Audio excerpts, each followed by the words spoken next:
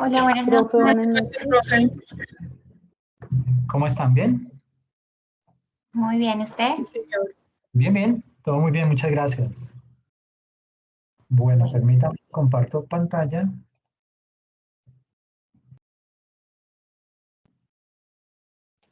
Profe, ¿Sí? yo tengo Sí. 3 preguntas antes de... Es que me gustaría saber, yo la semana pasada no asistí a clase, pero escuché la grabación y me gustaría saber si que A ver, subir a la plataforma cada una o una sola de las de la que integra el equipo.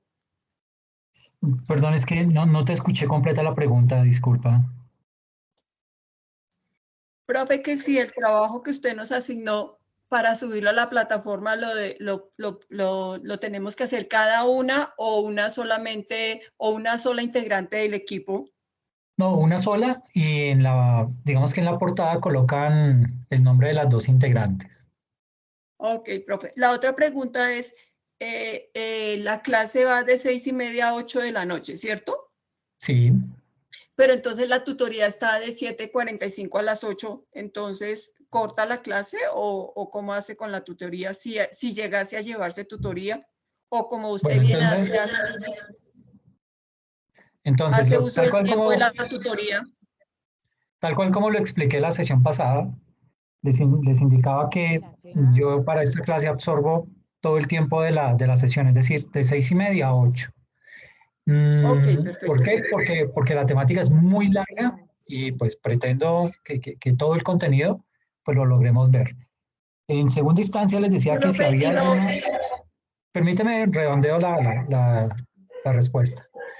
sí, Y lo segundo es que si existe alguna tutoría, algunas inquietudes o esto, pues por favor me las hacen saber para mirar si programamos una sesión extra un jueves, un viernes o un sábado, con el ánimo de pues, dar claridad sobre las inquietudes que tengan. ok, profe. Y la otra pregunta es, que en la grabación dice que el examen, o sea, que todos los ciclos pues, o sea, usted nos tiene acostumbrados a presentar un examen, pero que el examen usted lo iba a activar los domingos. ¿Sería posible que lo activara sábado y domingo? No, Para solamente aquellos lo, que queremos presentarlo el sábado y que no podemos el domingo. sí, solamente lo voy a activar los domingos. Va a estar activo el domingo desde las 00 horas hasta las 23:59. Ok, profe. Era eso. Gracias, profe. Ok, bueno, bueno. No sé si hay alguna otra inquietud.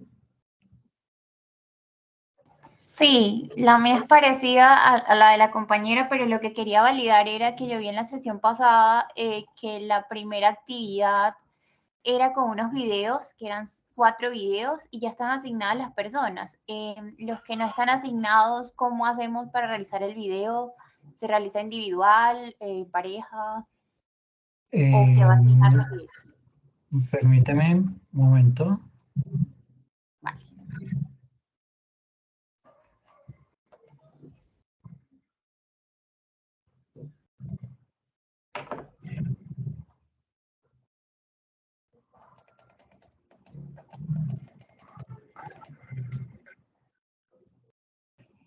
Qué pena, ¿me recuerdas tu nombre, por favor? Yo soy Liz, creo que es la primerita que Ah, aparece. sí, pero tú apareces asignada con Eurimar Betsabe. Pero en la plataforma no aparezco. Ahora ahí sí me veo. Ah, yo ya estoy compartiendo pantalla. Ay, Sí, sí, perdón. sí.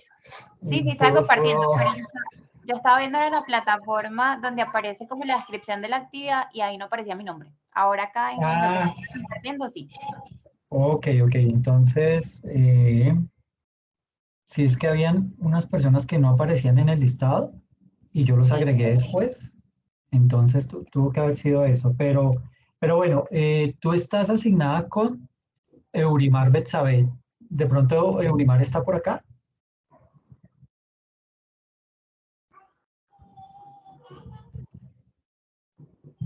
Bueno, creo que no está.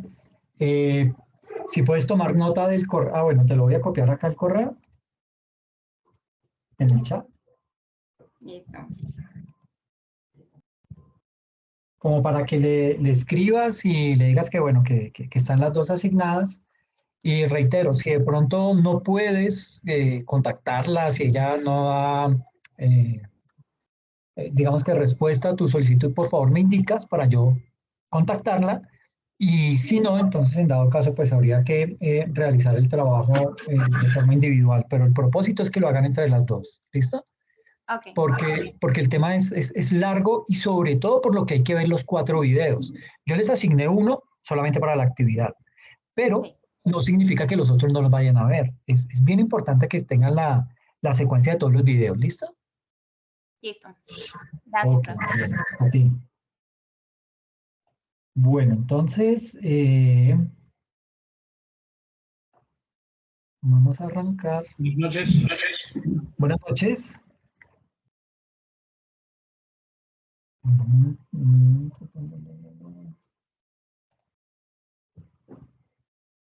Ok.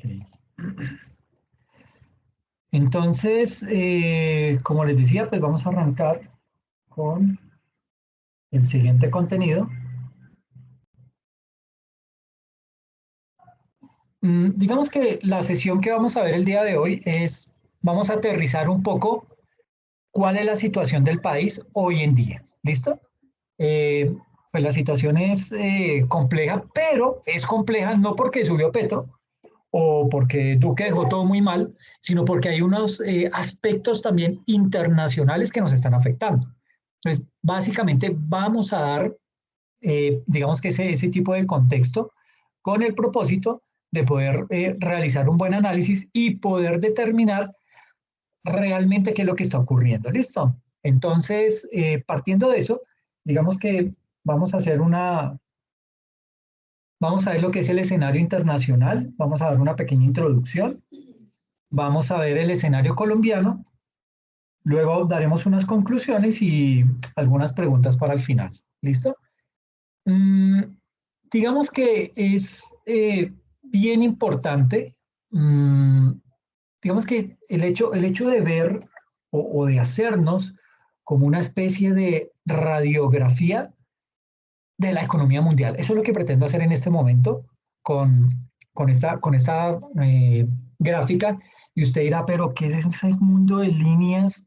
No, digamos que lo importante acá es indicar que, pues, digamos que no cabe duda que todos nosotros como especie humana, pues nos hemos enfrentado a una crisis sin precedentes. Nunca antes había existido una pandemia con características tan globales como la que vivimos.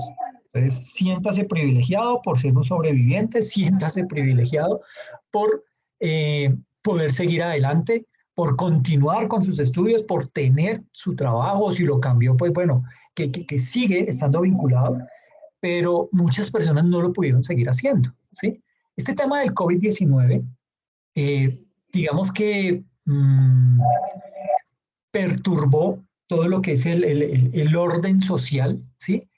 Y no solamente el orden social, sino el orden económico, y lo hizo a una velocidad inmensamente rápida, ¿sí? Entonces, digamos que como resultado de esa pandemia, tenemos que el crecimiento mundial se tornó marcadamente negativo, sobre todo en el año 2020. Y es precisamente esto que vemos acá en la gráfica, ¿sí?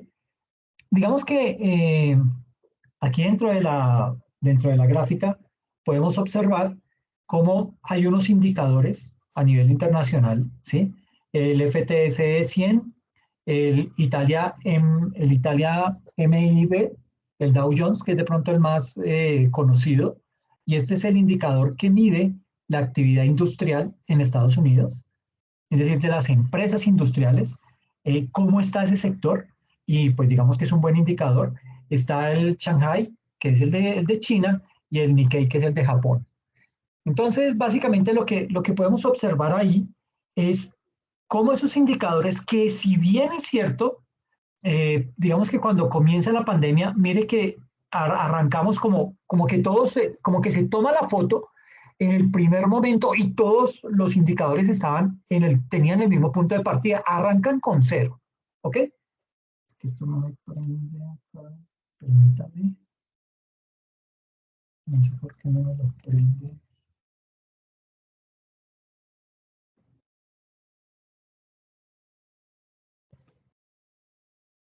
Aquí ya. Entonces, básicamente, digamos que aquí el punto de partida de esos indicadores es 0, ¿sí?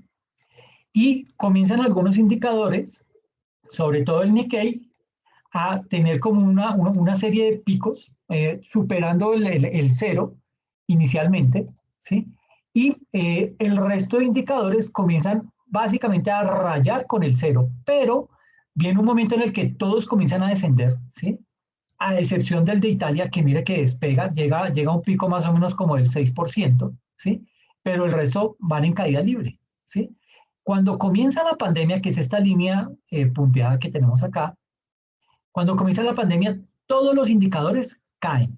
Mire que el de Italia, que era el más alto, hasta donde llegó. Así como subió, así cayó. ¿Ok? De esa manera, digamos que todos los indicadores empiezan a caer. Cuando eso cae, ese es el indicador de que entramos en recesión. Y entramos a una recesión muy fuerte. Nótese que antes de la pandemia, este indicador de Shanghai ya empieza a tocar fondo, ya cae a un menos 10%. ¿Ok? ¿Por qué? Porque en China es en donde se descubre el virus y comienza a sentirse el remesón en las bolsas de valores, específicamente en la bolsa de Shanghai. Y ahí comienza. Mire que, si bien es cierto, toca fondo antes de la pandemia, intenta recuperarse, pero todavía en términos negativos, es esta línea morada, ¿sí? Llega al 0 y antes de la pandemia, cuando comienza la pandemia, perdón, ¿alguien quiere comentar algo? Descargue el reporte por Hay un micrófono abierto. Descárguelo. Ok, gracias. Entonces, comienza esa bolsa de valores, pero mire que a pesar de haber descubierto allá en China el virus y digamos que todo el mundo culpando a China por este flagelo, con todo y eso, el indicador no cae más del 13%. ¿Ok? Este fue el pico más bajo que tuvo ese indicador. Y de ahí en adelante comienza a crecer, todavía en términos negativos, pero más o menos a mitad de la pandemia, mira dónde llega. ¿Ok? A superar la barrera del 10% positivo. Y eso es bueno, ¿por qué? Porque empieza desde ese momento a generarse unos planes de choque directamente en China. China comienza a restringir el tema de la pandemia con unas medidas bastante drásticas que generan una serie de inconvenientes, pero que empiezan a arrojar resultados. Si ustedes recuerdan, China fue el primer país que contuvo el virus y logró reducir la tasa de mortalidad. Ahora, ustedes me estará diciendo mentalmente, pero Alex, lo que pasa es que esa es una dictadura, ya no se puede decir nada, la información la manipulan, sí, totalmente, puede ser una información manipulada, pero digamos que esa era lo que le vendían al resto del mundo.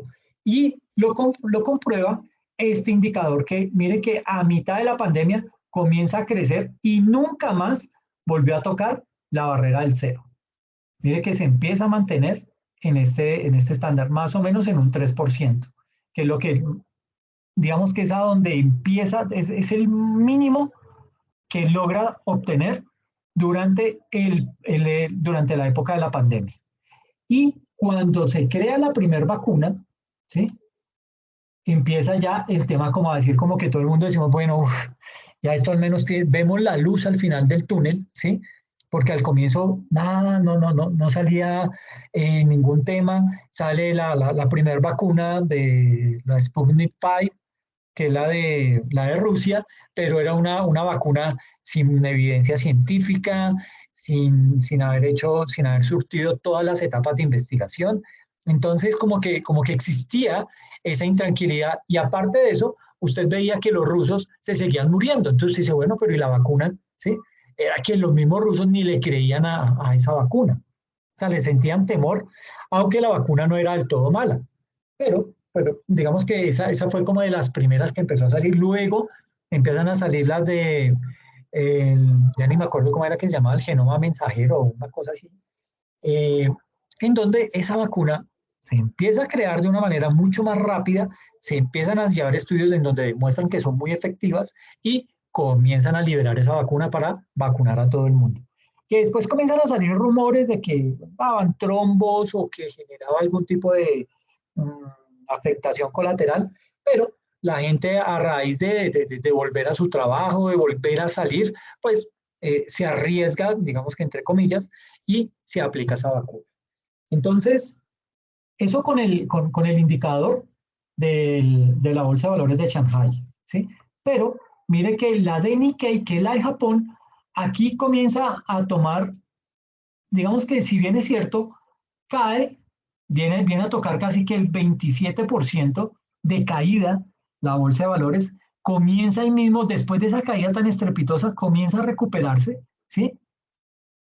Y aunque dura más tiempo por debajo del cero, o sea, no se logra recuperar completamente, dura más tiempo por debajo del cero que la bolsa de Shanghai, comienza después a recuperarse, ¿sí? Con sus picos de que sube, pasa la barrera del cero, vuelve y cae por debajo del cero y así sucesivamente se mantiene alrededor de 2 meses hasta que al final despega casi que impulsada o con ese viento en la capa de la primera vacuna y despega completamente esa bolsa de valores.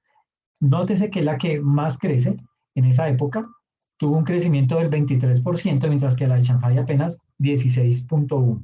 Y así mismo empieza el comportamiento de la bolsa de valores, digamos que este indicador del Dow Jones, dentro de la bolsa de valores en Nueva York, o bueno, en Estados Unidos. Pero ese indicador, sí, mire que se empieza a recuperar tan pronto se anuncia la primera vacuna. De resto, venía de capa caída. Tocó fondo en cero, casi que en un 37% aquí abajo, ¿sí? Negativo, 37% negativo, y llega cuando anuncian la primera vacuna y logra recuperarse y ahí medio despega hasta tener un crecimiento del 7.1%. Pero hubo otras dos bolsas que no lograron recuperarse, ni siquiera después de la primera vacuna, que fueron la de Italia y la FTSE. Entonces, digamos que eso, redondeando y haciendo un resumen de esto, es que a comienzos de ese 2020 se esperaba un crecimiento positivo como todos los años, o sea, cada año los países, los gobiernos de cada país comienzan a hacer un balance del final del año y cómo queremos arrancar el siguiente. Obviamente, el 2019 pues no había sido un año tan malo, digamos que los países venían con un crecimiento sostenido, ¿sí? Que venían arrastrando de tiempo atrás, después de haber tocado fondo con la crisis económica del 2008, pero se logran recuperar y venía un crecimiento constante a lo largo del tiempo, hasta que llega la pandemia, ¿ok? Y eso pues básicamente trae al traste todo lo que se había hecho de tiempo atrás. Entonces, en ese 2020, ¿qué se esperaba? Pues que la economía creciera, ¿sí? Pero que ese crecimiento fuera en la mayoría de los países que son miembros del FMI. Digamos que son más de 160 países que hay hoy que pertenecen que están inscritos a ese Fondo Monetario Internacional. Digamos que ese número en la pandemia dio un giro de 180 grados. ¿Por qué digo que dio un giro de más de 180 grados? Porque más de 170 países experimentaron un crecimiento negativo del ingreso per cápita en el año 2020. ¿Qué es eso de per cápita? Es tomar el ingreso del país y dividirlo por la población. En el caso de Colombia, ingreso per cápita es el total del ingreso del país y lo divide uno entre los 50 millones de habitantes y eso da una cifra per cápita, es decir, como por persona, ¿ok? Para ese año. Y aquí lo vemos reflejado en estos 5 indicadores, ¿ok? Ahora bien, perdón, esas cifras desalentadoras que vemos ahí entre la etapa del comienzo de la pandemia y la primera vacuna, conciernen esto le tocó a todo el mundo. O sea, esto aquí la pandemia no respetó economías avanzadas, economías en desarrollo, a todas le llegó su momento. Y esa crisis no respetó fronteras, afectó a todo el mundo, la economía mundial se vio gravemente afectada, pero principalmente en sectores, yo creo que de los que más fueron afectados fue el sector del comercio minorista, todo lo que tenía que ver con la hostelería, ¿sí? Todo lo que tiene que ver con el transporte y el turismo. Imagínense que la mayoría de los países, la mayor parte de los trabajadores son independientes y en Colombia es más del 50%, es decir, lo que acá conocemos como la informalidad. Pero esa informalidad no es un tema único y exclusivo de Colombia. Eso le pasa a muchos países, ¿ok? Y ese indicador en donde se muestra ese nivel de informalidad, por lo general supera el 50%, ¿ok? Digamos que ese 50%, 55% de la población activa para trabajar, hoy en día se encuentra en la economía informal o los llamados independientes. Entonces, pues digamos que hay que tener en cuenta ese tipo de situaciones. ¿Por qué? Porque esta fue la población que más se vio afectada. ¿Ok? Esas personas de ese tipo de economía están vinculadas a pequeñas, a micro y pequeñas empresas, ¿sí? Que no tienen contratos laborales, que no cotizan para prestaciones sociales, etcétera, etcétera. Entonces, ese tipo de empresas, esas micro y esas pequeñas empresas, digamos que fueron los que estuvieron más altamente expuestos. Y acá en Colombia, pues lo vimos, ¿sí? Fue una situación que fue bastante caótica. Fueron de las primeras empresas que quebraron. Y cuando se empieza a ver eso es cuando el gobierno se pellizca y dice, oiga, no podemos seguir dejando esto de esta manera, no podemos dejar que esa bola de nieve crezca, y es cuando empiezan a generar los famosos subsidios o las ayudas que pues a la larga se fueron desviando en el trayecto del camino. ¿Okay? Prácticamente podemos decir que hoy conocemos que salieron de los mercados emergentes, es decir, de países como que están dentro de Latinoamérica, países del Asia-Pacífico, esos son economías emergentes, mercados emergentes, y de esas economías salieron más de 100.000 millones de dólares de inversiones en cartera. ¿Qué quiere decir eso? Que un país se financia con deuda. O sea, ¿qué está diciendo Alex? Sí, mire, un país se beneficia con deuda ¿cómo? Cuando yo no tengo plata, cuando ya se me acabó lo que yo recaudo por impuestos, hay un rubro, y ahorita lo vamos a ver, hay un rubro que proviene de deuda pública. Esa deuda pública puede ser deuda pública interna o externa, ¿ok? Esa deuda, ¿cómo la genero? El gobierno saca unos títulos, por lo menos esos títulos se llaman títulos de tesorería, ¿sí? O bonos del gobierno, que los saca a la venta. Esos bonos los compra digamos que en su mayoría, los fondos de pensiones. Cuando los fondos de pensiones ya se les acaba la plata para seguir comprando ese tipo de bienes, de instrumentos financieros, pues entonces el gobierno sale y los ofrece a otro mercado. Entonces va a empresas, los pone en bolsa de valores, etcétera, etcétera, y por ahí araña lo que puede, pero cuando eso se acaba, cuando ya ve que no los puede vender ahí, le toca salir al exterior. Pero en el exterior se encuentra con una gran barrera, y es que, Colombia, ¿cómo está? ¿Cuál es el interés que está pagando por estos bonos? No, apenas del 4%. Le dicen, no, yo lo llevo a Ecuador, que Ecuador está pagando el 9%. Nos duplica. Pues obviamente, usted como inversionista, ¿qué hace? Usted se va para donde está el mejor postor, en este caso a Ecuador. ¿Y qué hace allá? Invierte esos recursos. Entonces Colombia tiene que empezar a hacerse competitivo y dice, no, pero no puedo dejar que esos inversionistas extranjeros se vayan para Ecuador todos. Entonces comienza a subir la tasa de interés. ¿Sí? Ya venía endeudándose, ¿sí? Porque el hecho de tener que devolver la plata que está consiguiendo ahorita a través de esos bonos, que es plata líquida, se compromete a pagarla en 7, en 8, en 10 años, a una tasa de interés anual. Esa tasa, esa proyección que se había hecho al inicio, se comienza a desmoronar. ¿Por qué?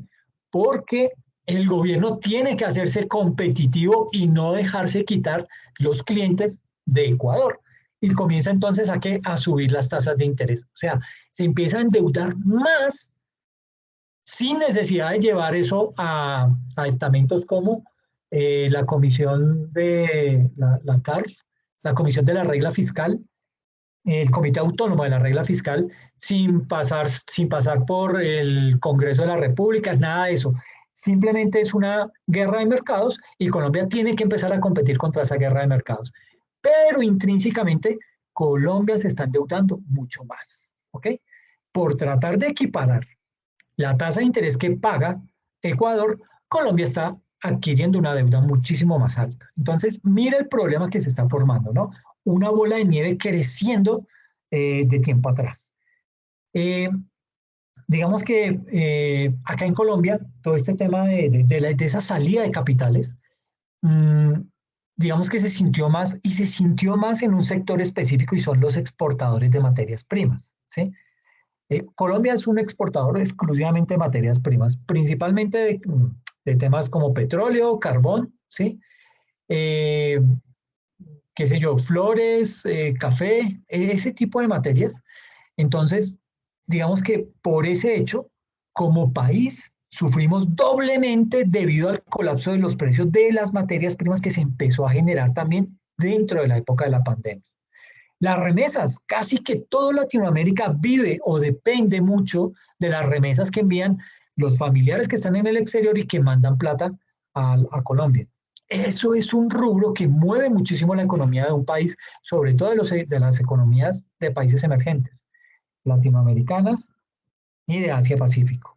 Entonces, esas remesas, cuando empieza la crisis a tocar las economías avanzadas, también se ven afectados esas remesas y ya el flujo de dinero que anteriormente estaban enviando ya se empieza a disminuir, pero a disminuir drásticamente, ¿ok? Además, hay que tener en cuenta también lo que son lo que se conoce en el argot económico como esas necesidades brutas de financiamiento externo que obviamente tienen los países de mercados emergentes y países de economías en desarrollo, que pues básicamente eso que pasó, se elevó a billones de dólares y en toda esta serie de países que pertenecen a esas economías de mercados emergentes y en desarrollo, digamos que en esos países pueden, digamos que cubrir solo una parte de ellas por sí solos. Con eso, digamos que el déficit de financiamiento se empieza a duplicar y se empieza a ver reflejado ese déficit de financiamiento calculado en cientos de miles de millones de dólares.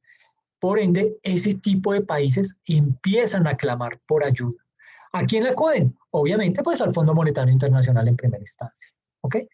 Entonces, con ese panorama, básicamente lo que tenemos que ver es cómo es que Colombia ha logrado medio chapalear el tema y medio salir rápido, y uno ve cómo otros países han logrado salir muchísimo más rápido de esa crisis que nosotros, ¿sí?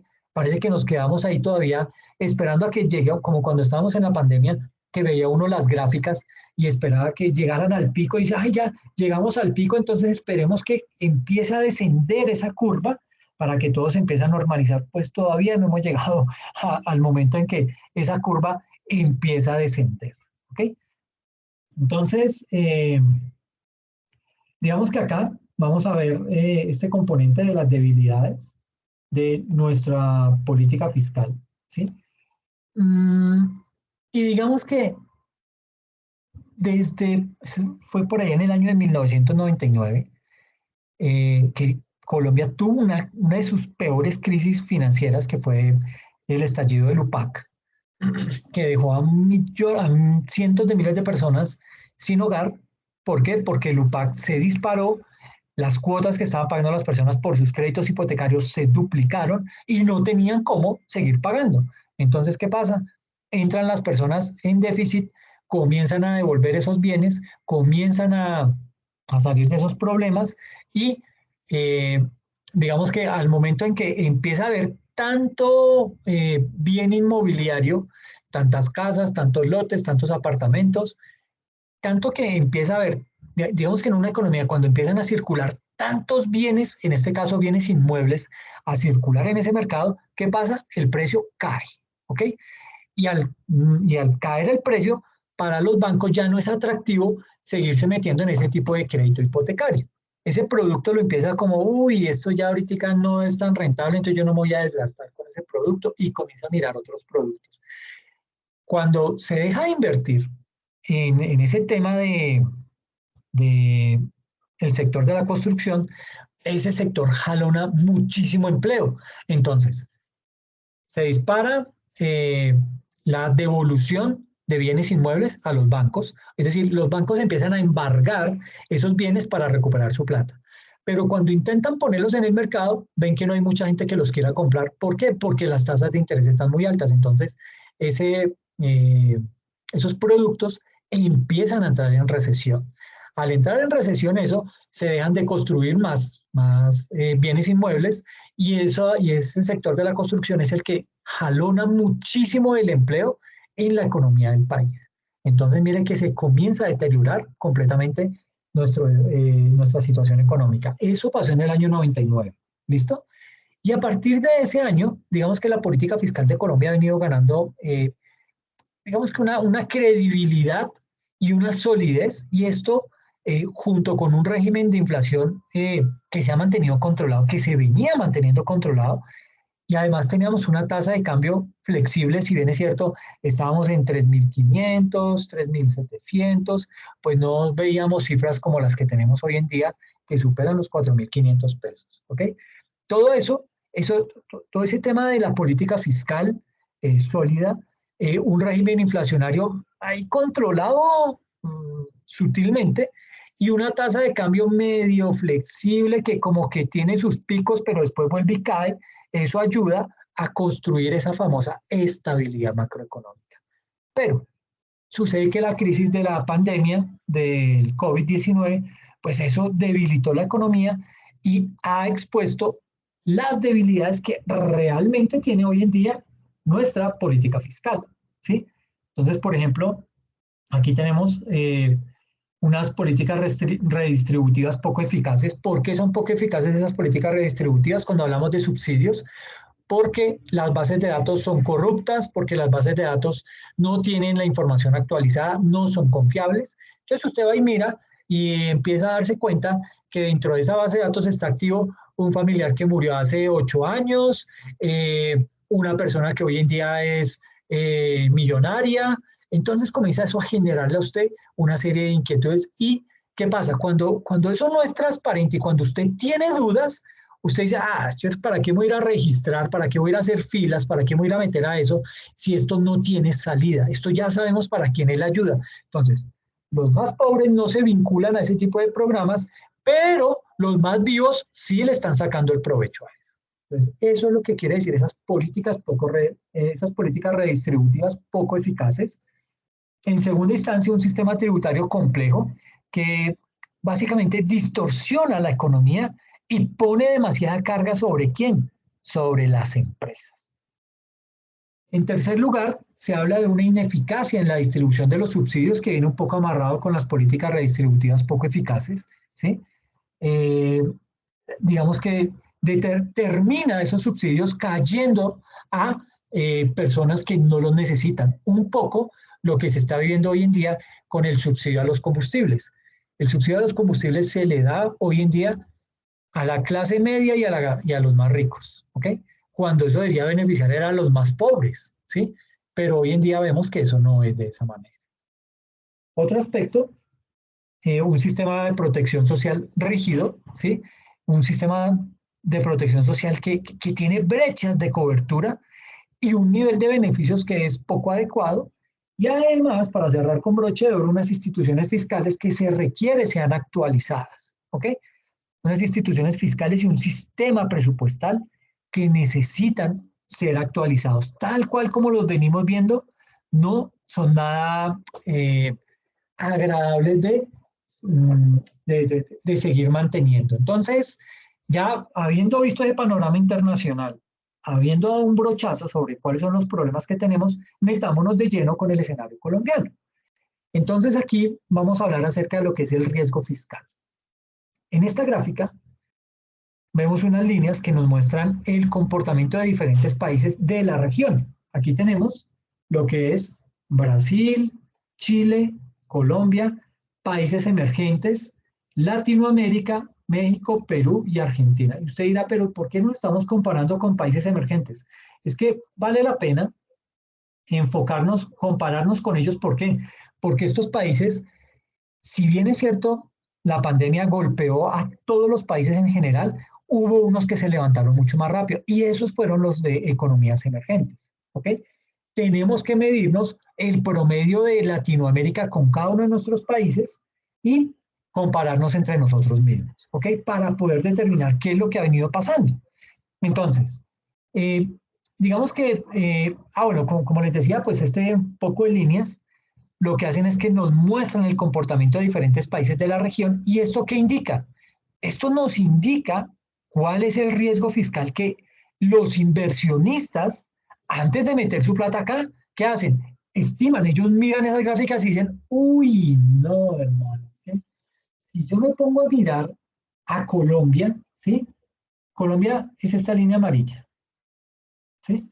Entonces, entre más tendamos a cero, muchísimo mejor. Y mire que estábamos aquí alrededor con Chile, ¿sí? Y con Perú, en la región, ¿no? Entonces Colombia iba de tercero. Y mire que iban siempre como pegaditos. En algún momento se equiparó Perú con Chile, siguieron así un poco de tiempo, Perú volvió a caer, Chile lo volvió a superar y así siguieron ese movimiento hasta que Colombia, bueno, y Colombia venía también como en la misma tónica, venía creciendo una brecha muy pequeña, ¿sí? Mire que esto no es tan amplio la distancia. Entonces se podía decir que eran como las tres economías más sólidas hasta el año 2019. Eso fue 2017, 2018 y 2019. Colombia venía muy pegadito con unos indicadores muy similares a los de Perú y Chile, ¿ok? Ya cuando empieza la pandemia, cuando nos mandan a encierro total a todos y el virus empieza a esparcir, pues obviamente todo esto comienza a desordenarse, ¿ok? Entonces, eh, básicamente, y digamos que si miramos aquí lo que es Latinoamérica, que es este color, este de acá, esto es Latinoamérica, mire la brecha, mire que nosotros estábamos muy bien en comparación. O sea, el promedio de Latinoamérica estaba al doble de lo de nosotros, estaba eh, el doble de caído frente a lo que estábamos nosotros. Si bien es cierto, estábamos en cifras positivas, el tema del promedio en Latinoamérica, pues digamos que tenía también una serie de inconvenientes que venía atravesando. Y el tema de los países emergentes, pues también venía ahí con una serie de baches y el resto de Latinoamérica, hablando de Brasil, hablando de, aquí tenemos a Argentina y hablando de México, esos tres países, mire que estuvieron juntos más o menos hasta el 2018, luego ya se empiezan a abrir brechas, comienza Argentina a empeorar su situación, que es este que está bordeando, que estoy aquí bordeando, y en algún momento se normaliza, pero vuelve y sigue en términos negativos. Está, digamos que está demasiado mal el tema económico en Argentina. ¿Ok? Digamos que a comienzos del año 2020, cuando estamos aquí en esta etapa, febrero de 2020, ¿sí? Colombia, que es esa línea amarilla, esta línea amarilla que vemos acá, Colombia comienza a separarse. ¿Y eso qué significa? Significa que el riesgo país es entre más alto, si vamos creciendo, si es un riesgo de 300, de 400, 500, entre más alto es el riesgo, ¿qué pasa? Ese riesgo cuando comienza a crecer, eso es bastante malo, ¿sí? Eso hace que los inversionistas no inviertan en Colombia porque aquí hay riesgos que están siendo incontrolables. Entonces, cuando comienza este pico, acá de Colombia, comienza a generarse verdaderos problemas en el país. Esto es en abril de 2020. Y mire que no fuimos el único país que empezó a sufrir ese tipo de riesgos, un crecimiento en los riesgos. Todos los países acá estuvimos involucrados. Chile, perdón, esto es Perú, Chile, Colombia, Brasil, los mercados emergentes, eh, este verde, México, Latinoamérica y esto es Argentina. Entonces comienza a crecer el riesgo de los países, ¿sí? ¿Por qué? Porque cada quien comienza a decir, bueno, mire, ¿sabe qué? Se apaga la economía, nadie sale, yo tengo que proteger a la sociedad y la economía entra en recesión. Y a medida que la economía entra en recesión, los riesgos se incrementan, ¿ok? Y para colmo de males, acá viene lo que es el retiro de la reforma tributaria de Carrasquilla que se hizo por allá a mediados del 2021 y con ese hecho acá, básicamente, ¿qué pasó? Perdimos el grado de inversión, es decir, las calificadoras de riesgo, que son las primeras fuentes que consultan los inversionistas para poder decir, ah, voy a llevar mi plata a Colombia, ellos miran y dicen, las calificadoras de riesgo no les recomiendan que invierta en Colombia. ¿Por qué? Porque perdimos el grado de inversión. Por esa razón, hoy en día, Colombia se ve con una mayor percepción de riesgo. Es decir, ha habido un deterioro de la política fiscal y un deterioro también, pues obviamente, de las finanzas públicas. ¿Y eso en qué se traduce? En un aumento de las tasas de interés. Y eso explica parte de esa depreciación de nuestra moneda. Nuestra moneda se ha depreciado un 400%. ¿Ok? La de México se ha depreciado un 423%, la de el promedio de Latinoamérica un 489%, pero la de Argentina un 2435%. Entonces, mire los problemas tan complejos que existen en la región.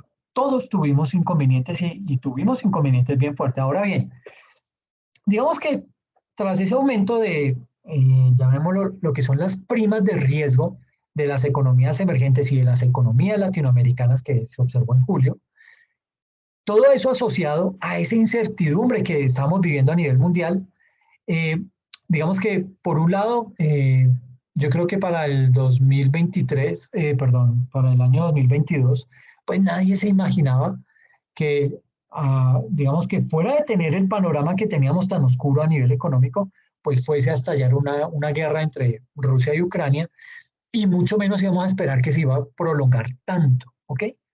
Pero, además de eso, todos esos fenómenos de inflación que hemos estado viviendo todas las economías del mundo y ese riesgo de estanflación mundial, es decir, ¿qué es esta inflación? Inflación con estancamiento de la economía. Entonces, todo eso genera ese caldo perfecto para un desastre. Todo eso que hemos hablado acá, eh, el rezago que dejó la pandemia, la guerra entre Rusia y Ucrania, todos los problemas de inflación y lo que ha generado esta inflación, todo esto asociado al riesgo de, digamos que esa posibilidad que había que Estados Unidos entrara en recesión, todo eso hizo que, digamos que se generara ese caldo de cultivo para que todo lo que fuese a salir mal, saliera mal, ¿ok? Pero por allá en el mes de agosto del año pasado, en agosto del 2022, hubo una pequeña recuperación en la confianza de los inversionistas y eso se explica más por problemas externos, hablando de eso específicamente de Colombia, ¿no? En Colombia, pues, digamos que, bueno, todo esto hay que sumarle un componente que no había contemplado y era la elección de Petro, el primer gobierno de izquierda en el país, en donde pues se recibía con pinzas, como que los mercados internacionales estaban inquietos, no se sabía qué iba a pasar, y ya eso sumado con que en Chile, que también estaba experimentando un gobierno de izquierda, comienza a ver ciertas situaciones negativas, pues todo esto genera incertidumbre y los inversionistas dicen, yo todavía no meto mi plática en Colombia, voy a esperar. ¿Y qué es lo peor que pasa?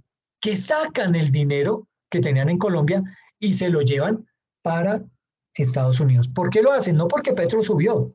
Lo hacen es porque en Estados Unidos, como Estados Unidos necesita también empezar a controlar su inflación, ¿qué hace? Uno de los primeros mecanismos para controlar la inflación es el aumento de las tasas de interés. Y con ese aumento de tasas de interés, pues obviamente es mucho más atractivo y más seguro llevarme la plata y meterla a Estados Unidos que dejar la platica aquí en Colombia, en donde acaba de subir un presidente de izquierda que no se sabe cuál va a ser su comportamiento. Entonces comienza a tenerse esa fuga de capitales en el país. ¿Ok? Luego de eso, digamos que viene una situación y son las tasas de cambio. Esas tasas de cambio de Argentina, que está acá, es la que está más elevada, ¿sí? Argentina, Colombia, Chile, que son las tres tasas de cambio más altas. Eh, digamos que esas tres economías hemos experimentado una devaluación frente a inicio del año, mientras que las economías de Brasil, que son estas, Perú y México, digamos que esas economías empiezan a demostrar en los mercados internacionales una leve revaluación, es decir, su moneda empieza a adquirir más valor. La de Colombia, Chile y Argentina se deprecia, la de Perú, Brasil y México se revalúa, ¿ok? Y Colombia, pues, digamos que viene presentando una devaluación de su moneda de un 6,8%, ¿ok? Y Argentina la lleva en un 33,7%. Estos indicadores pues van cambiando con el paso del tiempo, pero digamos que la foto que se toma en este momento es esa, equivale a ese tipo de cosas. Ahora, esta gráfica refleja que desde el 1 de enero del 2022, ¿sí? La moneda argentina se sigue depreciando drásticamente, es esta que está acá, esta grisecita. Esa moneda se sigue depreciando, pero a unos ritmos muy acelerados. ¿Por qué se empieza a depreciar tanto la moneda argentina? Debido a sus problemas macroeconómicos severos. Y Argentina viene atravesando una economía más o menos por allá desde el año 78, ¿sí? Y no ha logrado recuperarse, ¿sí? Es una de las, está entre el G20, pero con todo y eso, su economía sigue estando en estado crítico. Pero, aparte de Argentina, que puede ser nuestro consuelo, viene Colombia, ¿sí? Colombia, que pues digamos que empieza a, digamos que empieza a verse en este tipo de gráficas como la segunda moneda con mayor depreciación. Ahora bien, esta situación tiene implicación en varios sentidos. Lo primero, quienes tienen deuda en dólares se están viendo muy afectados. ¿Por qué? Porque el aumento de esa tasa de cambio implica un valor más alto de la deuda. O sea, eso que usted estaba debiendo en dólares, dentro de esos deudores está Colombia como país, porque tenemos una deuda externa, y está adquirida en dólares. Si nuestro peso colombiano se devalúa frente a la moneda norteamericana, pues obviamente nuestra deuda va creciendo, ¿ok?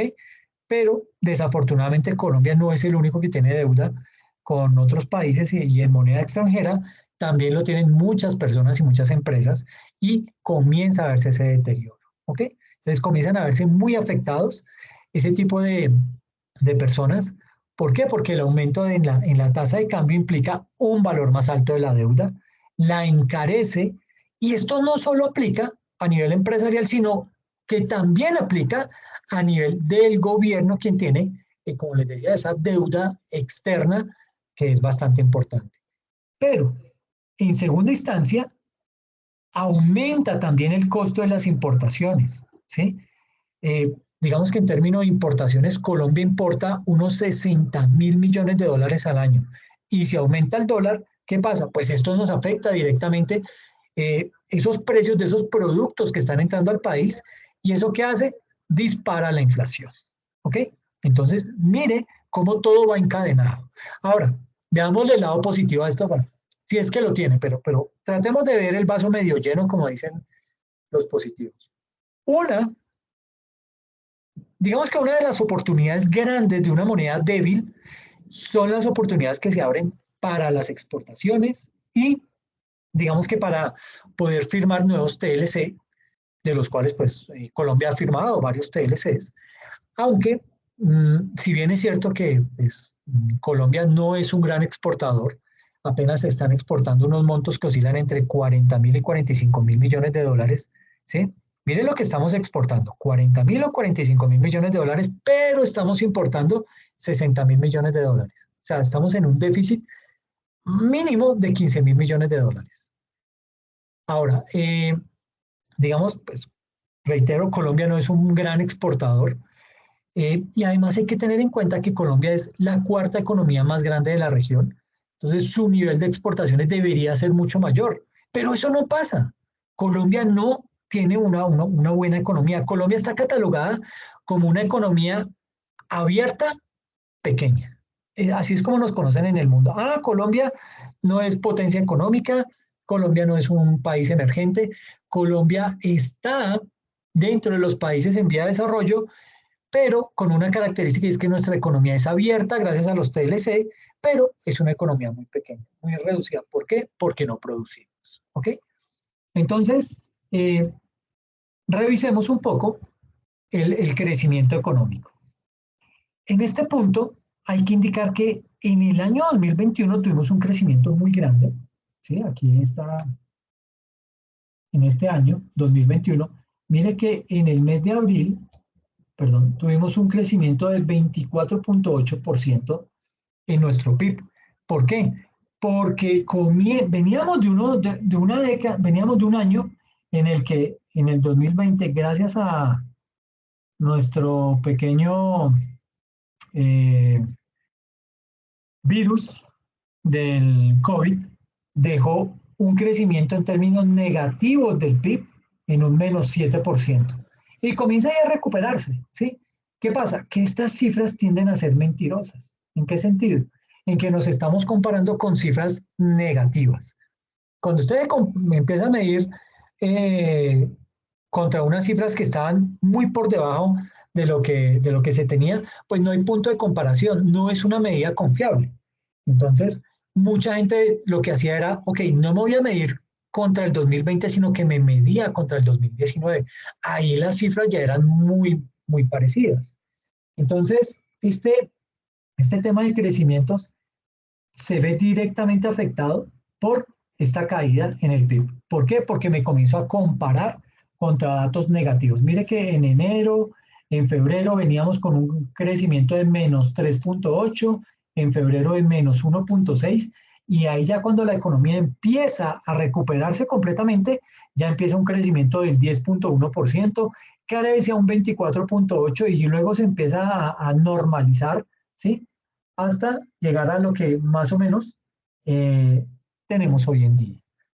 Entonces, digamos que en lo corrido del año 2022, pues la actividad productiva ha registrado, digamos que destacados crecimientos, pero viéndolo desde el punto de vista anual, en enero tuvo un crecimiento de 8.1%, acá en este 2022, que se me hizo un curso.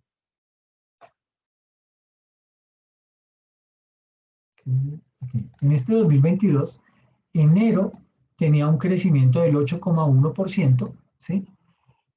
Pasa a un crecimiento en marzo de 7.8%, ¿sí? Luego de 11.8%, para llegar a un mayo con un 16.5%, ¿ok? De crecimiento en el PIB, ¿ok? ¿Eso qué hace? Eso está mostrando el buen desempeño económico que aún se mantiene en el país, ¿ok?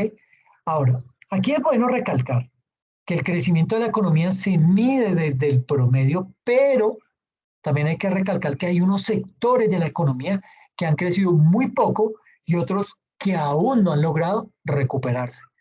Ejemplo de esto, el sector de la construcción. La construcción todavía sigue en términos negativos, sigue en un crecimiento del menos 18.9%. ¿Por qué? Por la importación de esa materia prima. Como se está haciendo en dólares, se está haciendo una tasa de cambio muy alta y eso hace que, pues básicamente esos bienes se encarezcan y obviamente, pues mucha gente ya está frenando sus créditos. ¿Por qué? Porque ya se lo están liquidando no en pesos, sino en VRs. ¿Y la VR qué pasa? Que me contempla la inflación.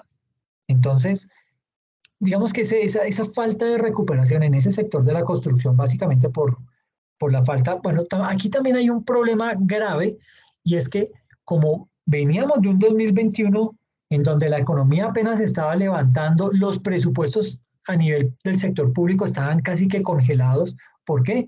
Porque, pues digamos que no habían recursos, no se había recaudado mucho por tema de impuestos, la economía venía muy mal. Entonces, ese temor, ¿qué hizo? Frenaron en seco todas las obras públicas que debían ejecutar los gobiernos, tanto distritales como departamentales y municipales. Entonces ya ninguno estaba haciendo obras. Nadie construía carreteras, nadie construía escuelas, ni acueductos, nada de eso. Y eso genera empleo. Y al haber empleo, se dinamiza más la economía. Entonces, digamos que esa falta de ejecución de obras civiles, desde el punto de vista de esas gobernaciones y alcaldías, ayudó a frenar y a hacer más lenta la recuperación económica del país. Y otro sector que no se ha podido recuperar es el de la explotación de minas, que sigue ahí en una caída, en un indicador negativo de 15.3%. Entonces, y digamos que desde la óptica de lo que son las finanzas públicas,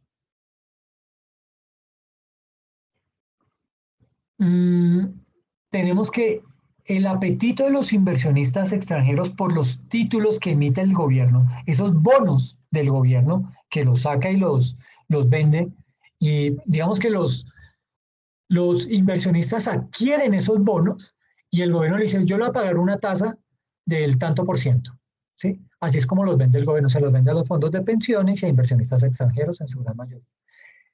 Digamos que ese apetito de los inversionistas extranjeros por ese tipo de productos, por los TES, esos títulos que emite el gobierno, se ha incrementado en los últimos meses, a pesar de una reducción frente a junio, mes con el que se tuvo el pico o el mayor registro mensual desde agosto de 2021. Las compras netas por parte de los extranjeros continuaron ubicándose en unos terrenos positivos durante el mes de julio, ¿ok? Entonces, mire cómo fue creciendo el tema de la compra de esos títulos que emite el gobierno nacional, los famosos TES. Que aquí vemos cómo los fondos de pensiones adquirieron en julio del 2022 26,4% del 100% de los títulos que sacó el gobierno al mercado, el 26,4% lo compraron los fondos de pensiones. Para julio de 2021, los fondos de pensiones habían comprado 27,7%, es decir, redujeron la compra de esos bonos. Los fondos de capital extranjero, que son los que nos interesan, los inversionistas extranjeros, en el 2022 invirtieron 26,2%, mientras que en el 2021 habían hecho apenas una inversión del 25,5%, es decir, creció la inversión para el año 2022. Bancos comerciales disminuyeron su monto de inversión, la fiducia pública se mantuvo igual y el Banco de la República aumentó sus inversiones con el Estado. Le compró bonos del Estado al gobierno nacional. ¿Listo? Otro tema fiscal aquí bien importante y que les venía comentando desde el comienzo es el Fondo de Estabilización del Precio de los Combustibles. ¿Ok? Esto es un gran problema. Esto es una olla express y esto va a estallar en cualquier momento. Perdón. Entonces, digamos que aquí en esta gráfica vemos dos líneas. La línea azul, que es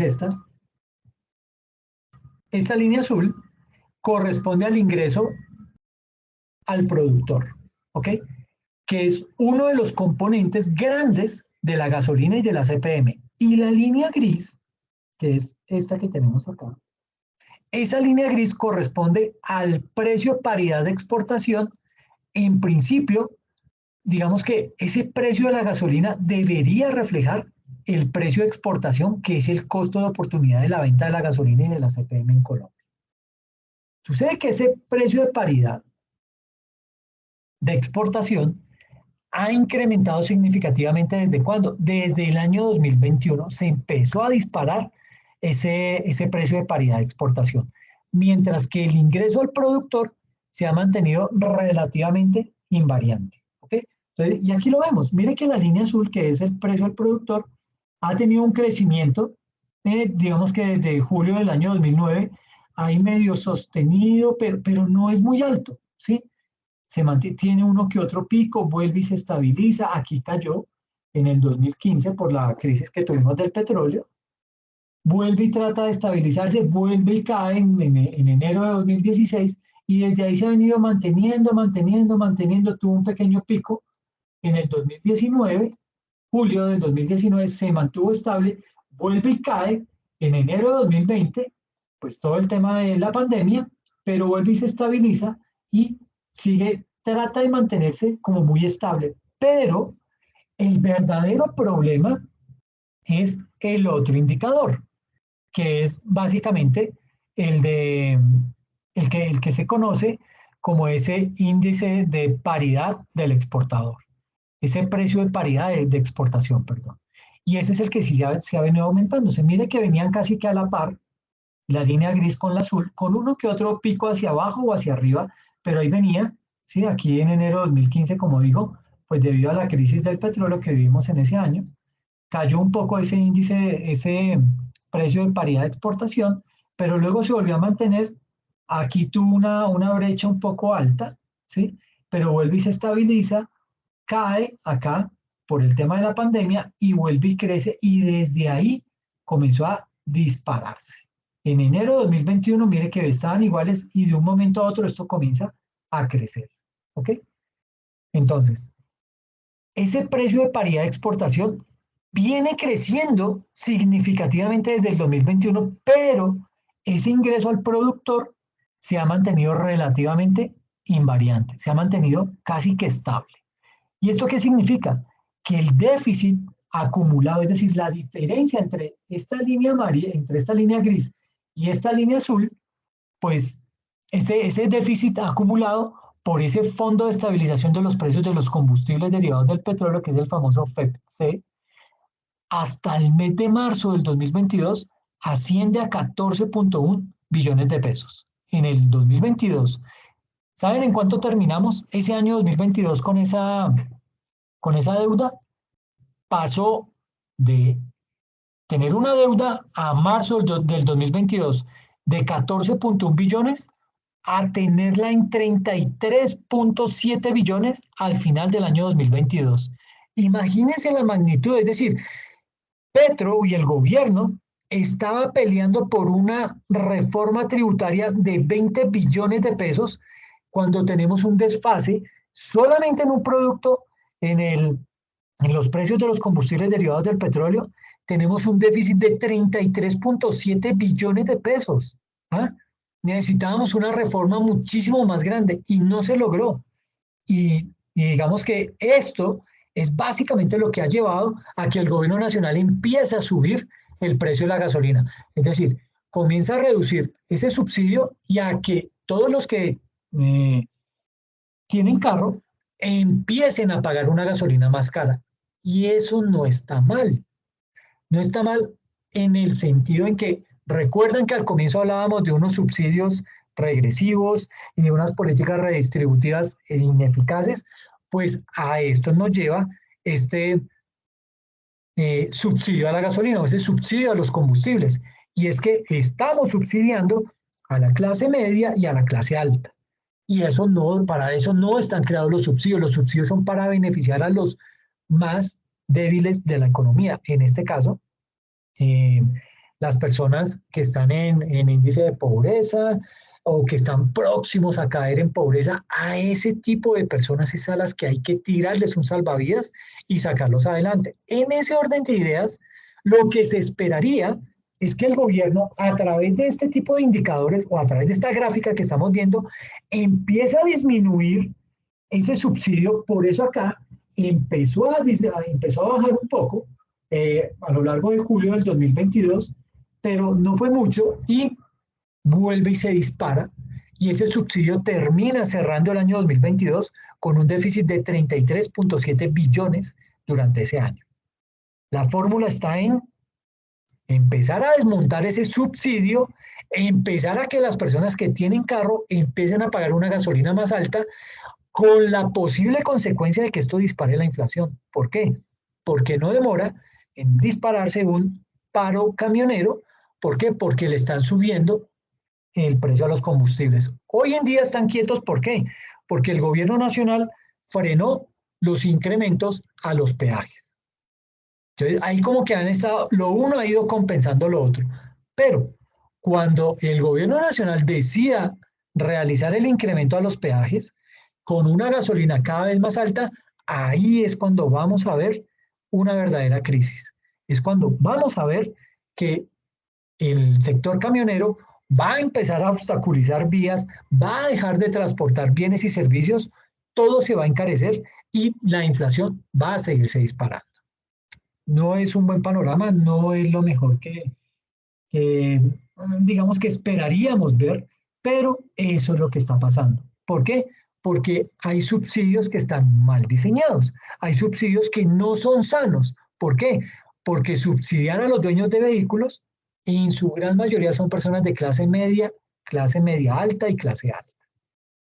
Por lo que digamos que ese subsidio se convierte en un subsidio regresivo. De hecho, si lo que se quiere es dar un subsidio de esa categoría de combustibles, se debería dar al transporte público, ¿sí? ¿Por qué al transporte público? Porque eso convertiría, digamos que se convertiría ese subsidio en un subsidio más progresivo. Está beneficiando a las personas que se mueven a través del servicio público. Como ven, este es uno de esos problemas, digamos que este es el verdadero problema que tiene la economía nacional. ¿Ok? De esos problemas coyunturales que tenemos hoy en día en la economía, este de los subsidios a la gasolina. ¿Ok? ¿Por qué? Porque no se debería seguir dando un subsidio tan regresivo como este. Ahora, no se trata de eliminar el subsidio de una vez. Hay que hacerlo gradualmente y siendo vigilantes con su impacto en la economía nacional. Hay que ver cuando se empieza a disminuir esta línea gris, cuando esa línea gris empieza a descender, hay que empezar a mirar, bueno, el gobierno ya está teniendo más flujo de caja, pero se lo está trasladando a la sociedad. Y esa sociedad empieza a decir, uy, no, para mí ya no es rentable tener una camionetica de, mm, de transporte en un colegio, ¿sí? De una ruta escolar. Para mí ya no es negocio tener el carro afiliado a una plataforma como Uber, ¿sí? Y hay que ver ese impacto que eso va a reflejar. Eso va a disparar el desempleo y si no hay empleo, pues no hay recursos para comprar, no se empieza a mover la economía y empezamos a entrar en esta inflación y en una fuerte recesión. ¿Ok? Entonces son situaciones bastante complejas. Quisiera que, como mientras tomo algo de agüita, ¿cómo ven el panorama hasta ahora? Preocupante, profe. ¿Por qué lo ves Desalentador, profe. preocupante? Pero bueno, ¿por qué lo ves tan preocupante?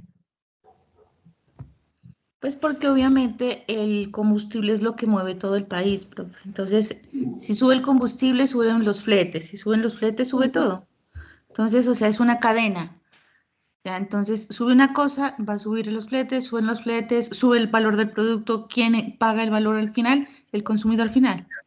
Entonces, obviamente, el producto final va a ser el que lleve todo ese costo y obviamente el más afectado va a ser la canasta familiar, el incremento en los alimentos va a ser muy alto y obviamente la clase menos favorecida va a ser la más afectada. Entonces, ¿Y no tú estamos consideras, disminuyendo la perdón, clase media, sino que va a haber más pobreza incluso, profe.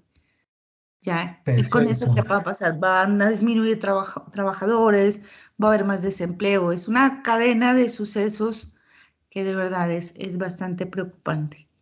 Por ejemplo, en mi Sí. caso, yo tengo una empresa, manejo 14 trabajadores, me tocó ya empezar a sacar un trabajador ahora. Estoy mirando ya porque el margen de utilidad se está bajando mucho. Eh, a eso súmele que acá en Nariño por la vía estamos totalmente aislados y eso incrementó aún más todavía los precios y acá sí estamos ya viviendo toda esa crisis de la gasolina.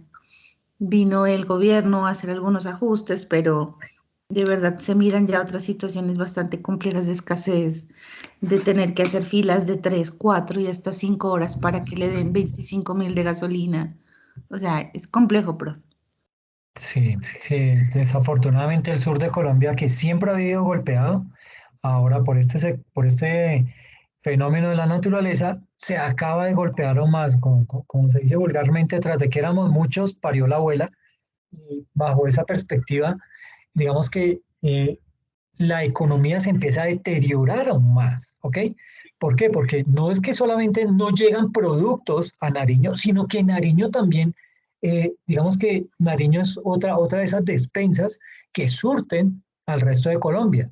Entonces, es bastante crítica la situación y ojalá eso se empiece a vislumbrar. ¿Tú qué has sabido al respecto? No, pues, profe, imagínese, los fletes han subido un 300%.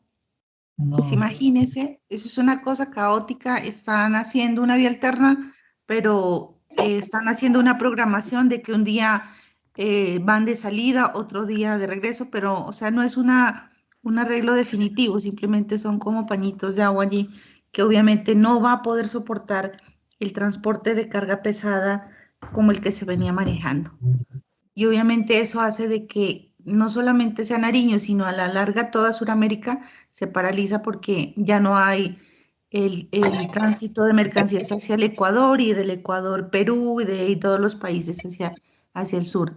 Entonces, acá se está viviendo una situación bastante compleja, con precios supremamente elevados, escasez de muchísimas cosas.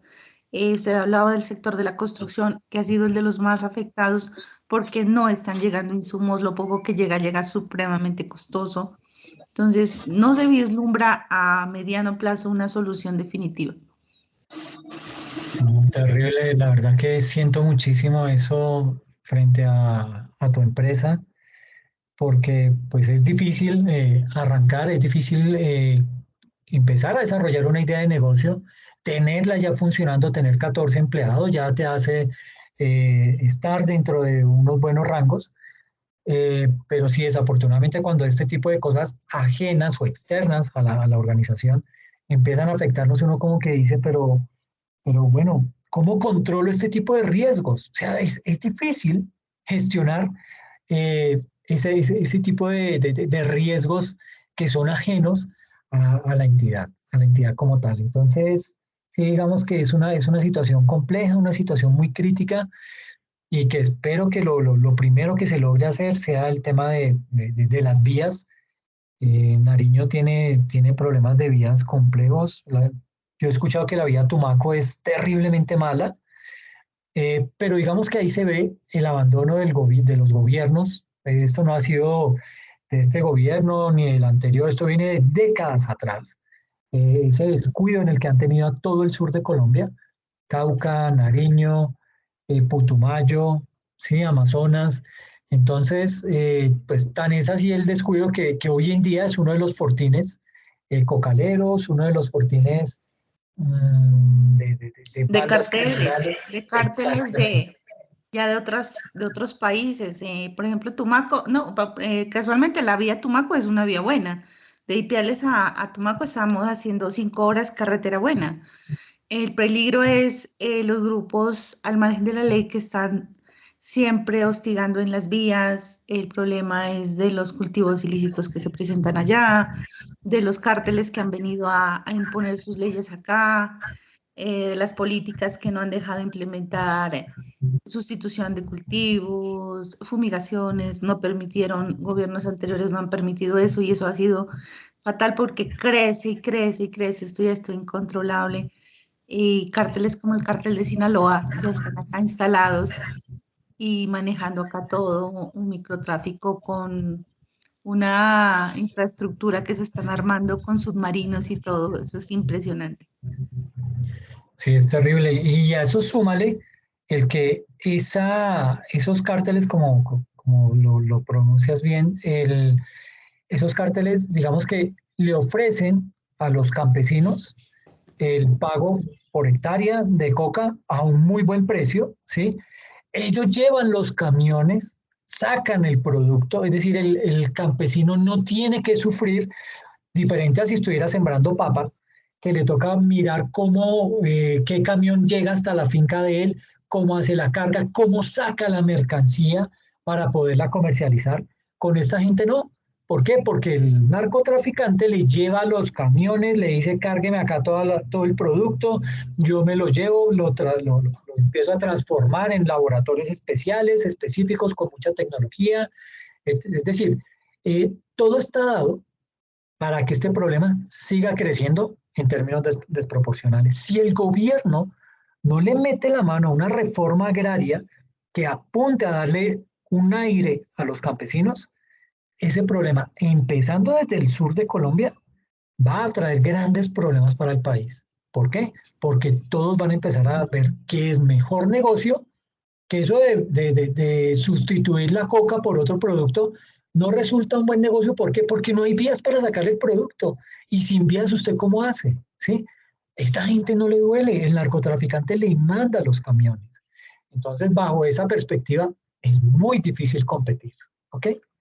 La política, o sea, agraria está, profe. Le cuento que, o sea, ha habido muchísimas políticas acá, se ha habido sustitución de cultivos, o sea, cantidad de proyectos. De verdad, tengo un sobrino que trabajó en eso, o sea, lo sé de primera mano, pero, o sea, los grupos al margen de la ley no permiten, o sea, no le permiten al campesino poder hacer eso. Ya los hostigan, si hay líderes que quieren hacer sustitución, los asesinan, ya, pero más que todo pienso que es de problema de seguridad, de un problema fiscal, de que acá no viene, no hay un sistema como judicial que permita de que estos grupos al margen de la ley tengan penas significativas, haya un control de la fuerza pública óptimo, porque pues, o sea, el campesino está sometido a lo que los grupos al margen de la ley hagan con ellos no dejan hacer vías, no dejan tener acceso, o sea, les cierran toda posibilidad de hacer cosas lícitas, para que el único camino que tenga la gente es irse a los cultivos ilícitos, o sí es de ellos, o sea, o por las buenas o por las malas. Sí, es triste el tema. Yo conozco un producto, bueno, no es un producto, es como un tema de emprendimiento, se llama la tienda de Profe, la empatía. Dime, qué pena interrumpirlo. Es que yo tranquila. levanté la manito hace ratico. Ay, Yo dale. quiero hacer tres intervenciones. La primera, sobre el tema, me parece que también, o sea, yo estoy en el área de la construcción y los proyectos VIP se están viendo afectados por el tema del salario mínimo, porque ellos suben bajo el salario mínimo y las tasas de interés de los bancos. Y quería pedirle el favor, si es posible, para una próxima clase, si nos pudiera de pronto ampliar un poquito el tema del RUT, que el video que hay en la plataforma es de 9 minutos y yo que tengo que ver con la parte contable, tengo unas falencias en la interpretación de los códigos, entonces quisiera que de pronto viéramos ese tema un poquito más amplio como para Ok, entenderlo. Y me pareció muy interesante, no he logrado ver todos los videos, vi 2 videos. Me gustaría, no sé si de pronto exista la posibilidad de que hagamos ejercicios, porque en algún momento la expositora hablaba hacía como unos ejemplos, y me gustaría que hiciéramos ejemplos como para entender la dimensión de cuál sería el costo que asume una empresa o una persona natural cuando comete un error en registrar algún impuesto. ok, sí, esa parte, digamos que eso está planeado arrancarlo desde el próximo lunes, pero necesitaba primero darles contexto de cómo estamos como país, ¿ok? Desde el aspecto eh, económico y cuáles son las medidas que realmente se necesitan implementar en Colombia. Eh, Se han hablado de muchas reformas, ¿sí? Reformas que, pues, digamos que han generado temor, pero obviamente eso es un tema que simplemente esto queda aquí por hoy. Voy a subirles un video en donde hablo de lo que es el presupuesto y para que lo puedan ver, pero es básicamente para darles contexto de cómo está la economía colombiana hoy en día. Una economía en estado crítico que de pronto se le están poniendo curitas, pero no se le está haciendo la cirugía que se necesita. Entonces, y frente a tu apreciación de hablar del RUT y de ejercicios, claro que sí, para eso es la materia, por eso se llama procedimiento tributario y vamos a hacer ejercicios eh, de sanciones del RUT, de sanciones a nivel de declaraciones y ejercicios que impliquen liquidaciones y que no, digamos que aprendamos todos a mirar cómo es que realmente se va a hacer una liquidación de estas, ¿ok? Entonces cuenta Muchas con no hay gracias, problema. profe. No hay problema por eso. ¿Alguien más tiene otra pregunta, otra duda?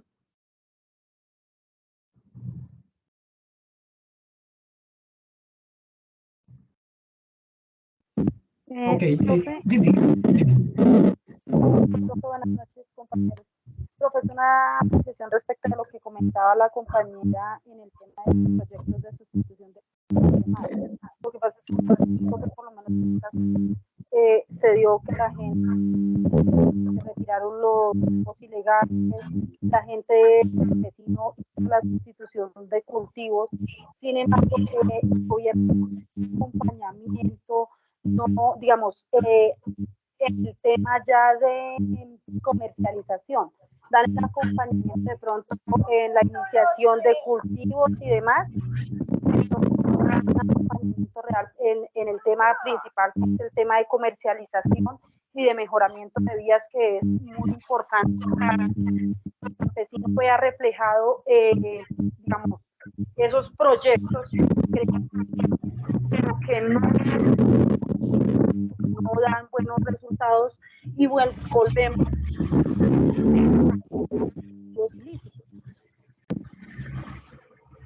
Ay, qué pena, se te escuchaba muy mal, se te iba en algunos momentos, digamos que no lográbamos escuchar muy bien, pero sí, digamos que hay complicaciones bien altas y hay sectores, ¿no? Digamos que esto está focalizado en unos sectores muy puntuales, toda la zona del Catatumbo, la zona del sur de Colombia, eh, por lo agreste del terreno, con el Catatumbo, pues porque se pasan fácilmente a Venezuela y allá no los pueden atacar.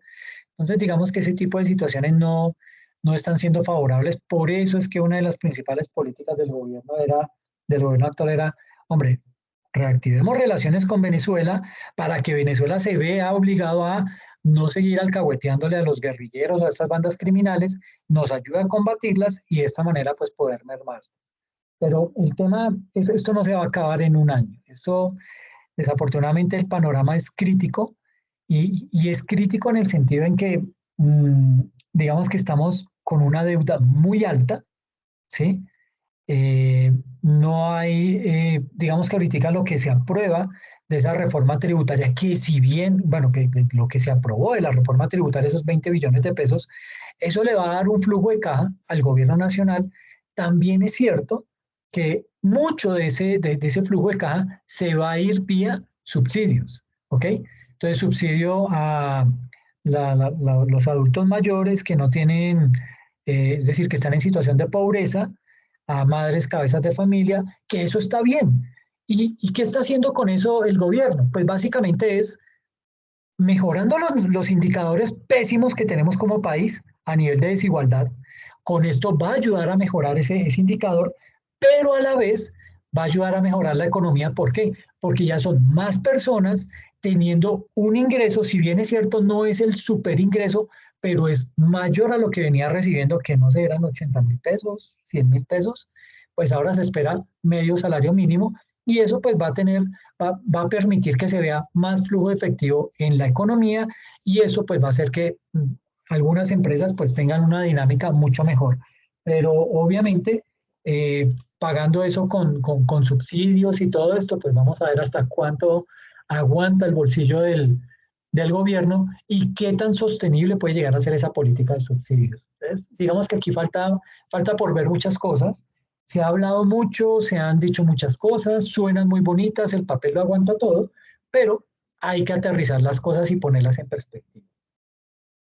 Profe, pero Dime. ¿sabe qué me preocupa a mí? O sea, yo siento que el gobierno le está dando mucho a la clase, o sea, esos subsidios, pero por ejemplo quitó los subsidios de vivienda. O sea, en este momento los proyectos, la gente que está desertando de los proyectos de vivienda son demasiados, porque si un subsidio de vivienda tenía 20 millones de pesos y ya está a punto de entregar el apartamento, pues la persona no tiene cómo conseguirse los 20 millones y los bancos no los están prestando. Entonces, Pero los la subsidios construcción, están congelados, sí, señor, los congelaron desde noviembre del año pasado. porque yo había escuchado que el tema de los subsidios vía caja de compensación los habían vuelto a reactivar. Pero no todos. Y Ah, el gobierno da, o sea, hay gobierno, hay subsidio recurrente, el que da el gobierno, el que da la caja de compensación, están tratando de que las gobernaciones den unos subsidios, pero son ni la mitad de la que tenía el gobierno. Entonces, la economía pues, que la construcción es una que la mueve, va a pique. O sea, hay muchas empresas de construcción que están muy mal en este momento. sí, sí, eso es totalmente cierto y a eso suma el que hoy en día las personas con su capacidad de ingresos no alcanzan a tener un crédito o aplicar a un crédito en pesos, por lo tanto le toca optar por endeudarse en VR y eso lleva a que las personas digan, uy, no, en VR no me endeudo, yo más bien aplazo esto. Tengo un amigo que él dijo, mire, yo prefiero perder 2, 3 millones, devuélvame la plata de lo que yo había dado, pero yo no voy a asumir un crédito en VRs porque con el tema inflacionario como está hoy en día, es un riesgo muy alto para este tipo de inversionistas. Ya para terminar y a nivel de conclusiones, pues digamos que hay que apoyar la actividad económica. En paralelo, la continuación del apoyo de políticas macroeconómicas será vital para sostener la recuperación de la actividad económica, para que la normalización de ese gasto fiscal, del déficit y de los indicadores de deuda no obstaculice la recuperación económica. Una recuperación económica que pues aspira a tener el gobierno, eh, digamos que moviendo, digamos que hoy en día se está moviendo y estamos teniendo buenos ingresos a raíz de las exportaciones de petróleo. Pero pues, todos sabemos que eso se nos va a acabar en algún momento y hay que mirar cómo lo vamos a sustituir ese tipo de bienes. Petro habla que con el sector turístico, pero para ser fuertes a nivel del sector turístico y que el turismo esté en capacidad de reemplazar la exportación de petróleo, digamos que le falta muchísimo en tema de inversión, ¿sí? Hay que invertir muchísimo en temas de infraestructura y digamos que hace falta que hayan inversionistas que traigan ese tipo de capital. Dime. Mira, con respecto a lo de a lo que usted acaba de hablar de turismo, la verdad, miren, yo vivo en San Gil y es capital turística de Santander. Yo creo que nosotros tenemos un 1.5% de turismo, de resto se llama ladronismo. San Gil está invadida de venezolanos, es impresionante. Antes era muy seguro andar en San Gil, ahora ya es difícil porque el alcalde que tenemos no nos gobierna, la policía la verdad no hace nada y es increíble de verdad los apoyos que le da el gobierno a la gente extranjera y no se fija en la gente colombiana que realmente necesitamos una ayuda. Sí, sí, eso. Bueno, ahí también hay que aclarar que, digamos que esas ayudas que le da el gobierno provienen de los multilaterales, o sea, Banco Mundial, Fondo Monetario Internacional y potencias mundiales que dicen, uy, porque Colombia es uno de los países que hoy en día tiene el mayor flujo de migrantes, ¿sí? Eh, ya no es Ucrania, ya no es estos otros países de África, sino que ya realmente es Colombia el que tiene una situación mucho más crítica. Por eso le están dando ese tipo de inversiones y el gobierno las tiene que canalizar directamente a estas personas. Pero, Que, profe, es que es dime, increíble, o sea, por eso es que sí, ellos están amañados, por eso es que claro, ellos están ahí, porque es que, vean, usted viera los tipos de subsidios que le dan aquí, la seguridad social primero para ellos, prima ¿qué? Subsidios en dinero que le dan a ellos. Prima absolutamente todo para ellos y la gente realmente que en Colombia la necesita, ¿qué pasa? Claro está que es que también la gente se volvió conchuda, que si no viven de subsidios no pueden trabajar, pero así volvieron ya los extranjeros. Es horrible, la verdad que no es que yo les tenga rabia, pero sí, la verdad uno se siente muy inconforme. Sí, sí, desafortunadamente el tema de los subsidios, yo soy partidario de que hay que ayudar a las personas que lo necesitan, pero esos subsidios deben tener una caducidad, ¿sí? Eso no debe ser perpetuo. Eh, Obviamente hay personas que, por ejemplo, un adulto mayor, hay que ayudarlo de una u otra manera, ¿sí? Pero digamos que subsidios a este tipo de población, pues habrá que revisarlos con mucho más detenimiento y lograr mirar pues hasta dónde aguanta el bolsillo colombiano, pero reitero, mucho de esos dineros provienen del exterior y pues hay que canalizarlos, hay que destinarlos para donde son y poderle rendir cuentas a esas entidades como para que el tema no quede ahí como Profe, que Colombia se lo robó. profe, Dime. yo digo que esos subsidios sí deberían, pues estoy de acuerdo con lo que usted dice, querían de tener una caducidad, porque por ejemplo, el subsidio que había de ese subsidio solidario que le dan a los estudiantes, que ahorita se los van a aumentar a 500.000, eso hace que mucha gente, y por eso pues yo digo que la falta de conseguir gente que quiera trabajar es muy complicado, porque a pesar de que todo es muy caro, hay mucha gente que es muy conformista y esperan a que les llegue el subsidio y con eso pretenden vivir, porque tienen 3 y 4 hijos y por cada hijo les llega cierta cantidad de plata y entonces, no, yo no trabajo porque yo espero mejor a que me llegue el subsidio. Entonces, eso sí debería de tener una caducidad para que eso no se vuelva una alcahuetería, porque eso ayuda a que no se consiga ni siquiera gente que quiera trabajar. Entonces ahí es donde aprovechan los venezolanos, que también son bastante perezosos, pero cuando llegan queriendo trabajar y luego, como ya les llega el subsidio, pues vuelven también a la misma rutina de los colombianos que no quieren trabajar porque quieren vivir del subsidio. Sí, pero bueno, digamos que no podemos generalizar, es decir, cuando decimos venezolanos estamos enmarcando como a toda la población, no, hay personas que son muy, digamos que la tienen perfectamente clara, que ese es el verdadero temor que existe en Colombia hoy en día. ¿Por qué?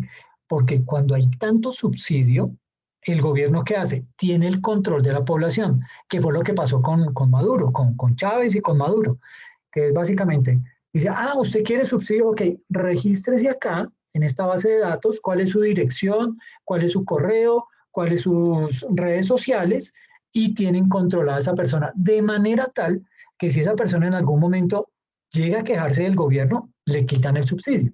Entonces, todas estas personas que han tenido que salir, que se han visto obligadas a salir de Venezuela o de otros países, en donde recibían una serie de subsidios porque pues, era atractivo, pero cuando usted ya ve que lo empiezan a obligar y a seguir votando por el mismo y a ver que el país no cambia, etcétera, etcétera, pues usted como que comienza a despertarse y dice, bueno, realmente esto no se justifica, esto no paga, la gente comienza a salir, se enfrenta a otra realidad, ¿sí?